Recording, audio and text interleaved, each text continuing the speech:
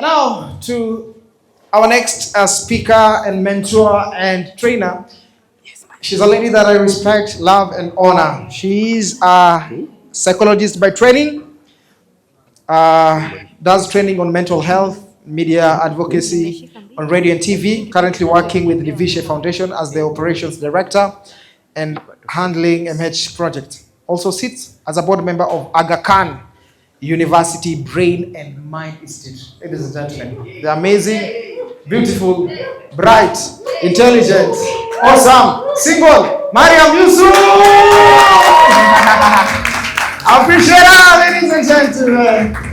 Amazing. Good to see you, darling. Karibu sana. Hey, karibu sana. Come, sit. Yes, move the house. All right. Thank you so much.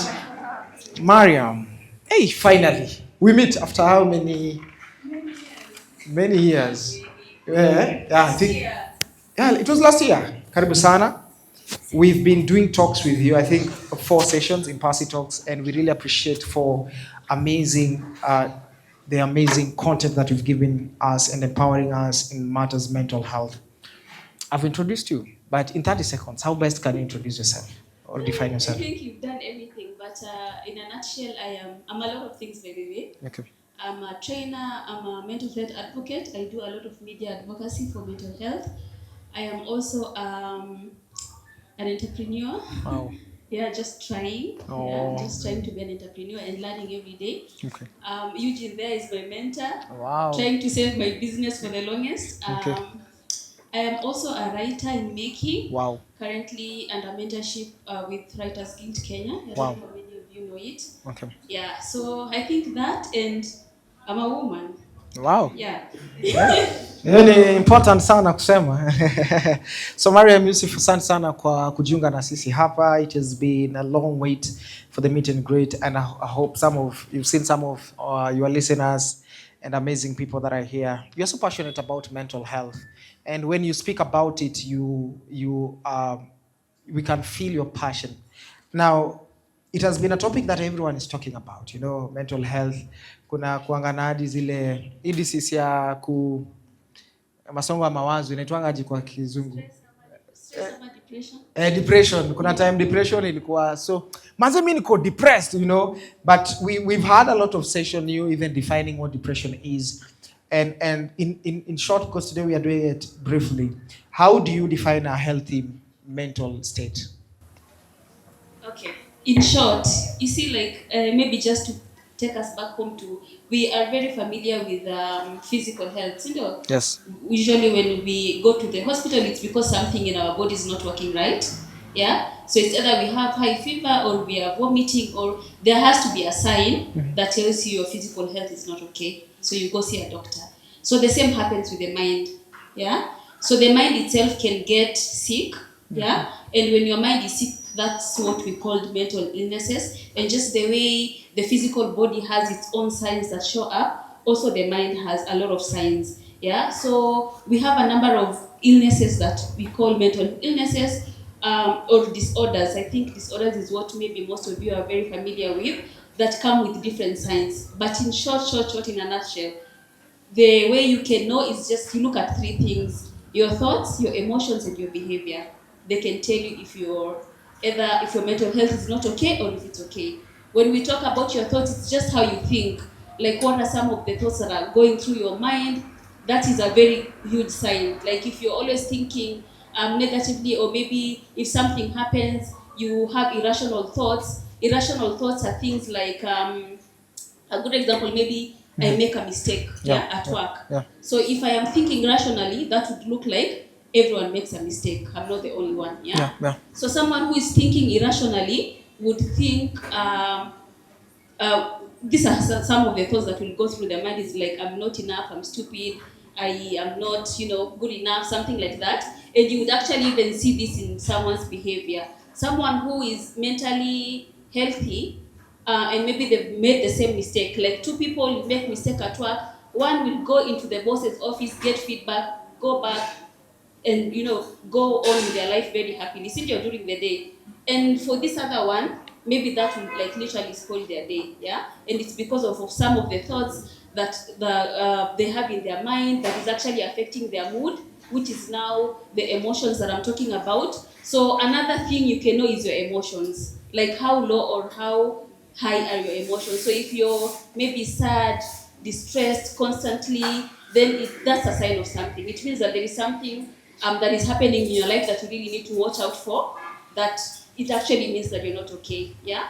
And then another thing is your behavior. So how do you behave? How do you interact with your peers, like with your friends, even people at work or at home? Do you isolate yourself? Maybe like every day you have dinner together at home, but suddenly Passi is ako kwa room yake amejifungia, doesn't want to talk to people, or even getting angry. Those anger outbursts when you look at someone, like, this is not how this person usually is. So even behaviors tell you a lot, yeah? So in a nutshell, how to know if your mental health is okay or not okay, you look at your thoughts, your emotions, and your behavior. Your thoughts, emotions, and behavior. Yeah. Amazing, amazing.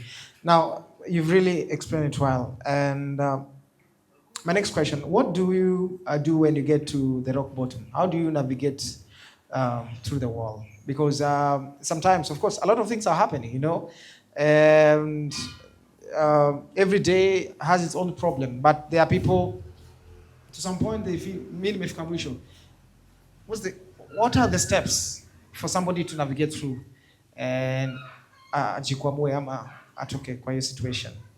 The most important thing is awareness. Okay. Yeah, and I think that's what a lot of people lack. And it's not just about like self-awareness, but also the awareness of the environment, in the sense that you have to be aware of. We have two things that are important. Yeah. Triggers and shimmers. Okay.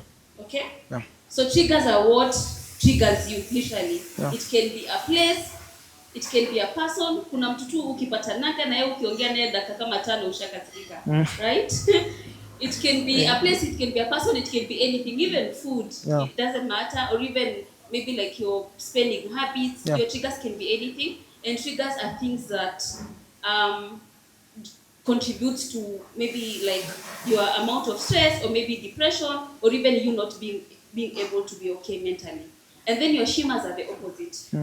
So places that make you happy, people that make you happy, things that you do that trigger you in a very positive way. So just to answer your question, maybe how people can navigate is by identifying your triggers. Sometimes your triggers can be, let's say for example, when you look at the mental illnesses and maybe you're suffering from depression, and then we want to look at like where is that even coming from? What triggers it? Or maybe what is the underlying issue? You have to look at what is the thing that I can either avoid or I can deal with, or I can, and it all goes back to how do you avoid your triggers, or how do you even deal with your triggers. Yeah. Wow.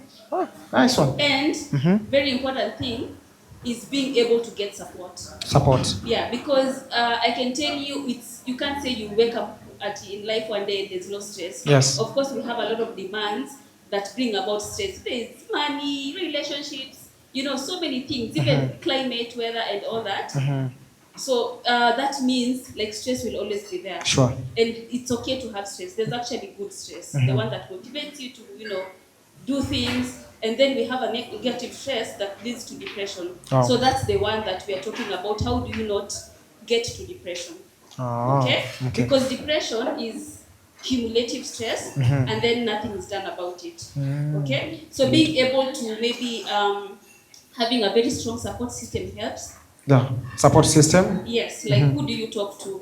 Who are the people who can be there for you? Because Yes. at some point you have to like talk and release. Yeah. If you're not talking, then you're either writing about it. Yeah. You can sing about it for those ones who like singing maybe in a shower. Yeah. But there has to be an outlet of some sort. Yeah. Okay. So as much as you can, the self-awareness part is very important. Yes. And then also the support system. Support. Self-aware and support. Yeah.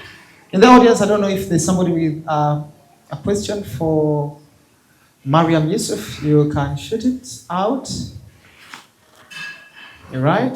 Kunal? Okay. Kunal? All right. I see Passi looking around. Even me, I'm following very closely. Thank you. So excited to listen to you speak. I have sat in some of your advocacy work because I also do mental health advocacy. My question, I think I'd even asked you earlier on, is because I can see a good number of women around here. It's what is the most unique mental health challenge that you have experienced in your professional life, and how we can do better, especially not related to therapy or counseling, because we know either there's stigma or some people cannot afford it or they don't have resources. Like, what are just some simple wellness tips or tools for all of us that can enhance our mental health? Was that two questions? I feel like you first asked about like what are some of the challenges that I see. The biggest one.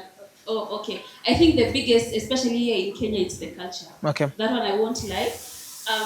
Our culture, like we are doing a lot of work in terms of wanting to push for mental health and making things go forward, but then our culture also brings us back. Okay. And that one we can't even, tuwezi pigana nayo. It will take time, and we are ready to wait for it to get there. Because you can imagine if I have lived 20 something years of my life believing something, Yeah. and then all of a sudden I'm expected to like change the way I'm thinking, the way I do things. So culture is very huge. And I think the second question that you asked was, or tips. Yeah, so being self-aware, knowing what your triggers are, and sometimes how you can know what your triggers are. Journaling is very powerful. Even myself, sometimes I look at my journal, and then like a few pages back, I'm like, okay, what was happening? Like you can even catch your thoughts on the paper, yeah, and say, okay, so this is how I think when I'm upset. This is how I think sometimes. You can catch your thoughts, you can catch your emotions and your behavior in just looking at like a piece of paper that you wrote. So once you have that good self-awareness, you identify what your triggers are, you avoid them, or some you even deal with them so that they don't keep on coming back. Yeah, that's enough.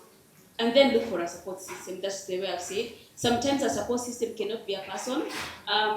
Not everyone is able to speak. Yeah, some people don't just, they can't talk to people. But then there are things you can do just to release. Because one thing that happens even in the counseling room is that a counselor does not give you a solution to your problems. They don't have a therapist doesn't have solutions, but then they help you because a normal human being, every human being has Coping a solution mechanism. to their problems. No. Every single person, yeah. So, but then when a human being is distressed, there's usually a fog in their mind. Okay, so then that they cannot think clearly when they have um, that fog or mist, whatever you want to call it, and that only clears out when you release. So you can either talk for your brain to be more clearer, or you can write. Some people will do a physical activity. There was a very good session that was happening about, I think it's one of the guests here today, Yeah. of how exercise is seen Yeah. to like help people in terms of their mental health, and that's because of the number of dopamine that your body generates. Yeah. So when we talk about how many people here know cortisol, okay, we can call it stress hormone. We've heard about it, yeah. And when you're distressed, when you're having financial issues, relationship, or whatever is happening in your life at that time, naturally your brain will generate cortisol. So the more cortisol you have in your body, what does that mean? The more deep into depression you have, yeah. So and then it works like the way you have light and darkness. So when you bring light into a dark room, what happens? The darkness disappears. So the only way you can remove cortisol out of your body is through putting in a lot of dopamine. Dopamine is the feel-good hormone. So another tip is identifying what brings you joy. So the more you do the things that brings you joy, the more dopamine in your body. So some people do have that through exercise, even like bonding with your loved ones.